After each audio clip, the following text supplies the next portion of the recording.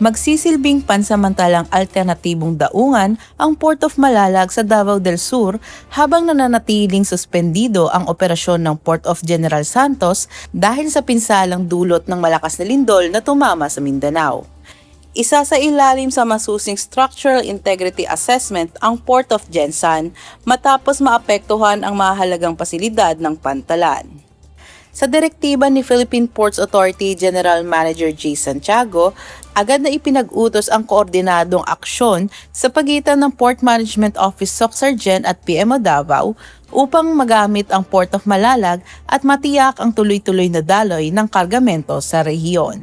May kapasidad ang Port of Malalag na tumanggap ng bulk, break bulk, conventional at containerized cargo depende sa availability ng cargo handling equipment. Binigyan diin ni GM Santiago ang kahalagahan ng pagpapanatili ng maayos na daloy ng transportasyon at kalakalan, gayon din ang agarang paggalaw ng relief at humanitarian cargoes para sa mga lugar na naapektuhan ng lindol. Samantala,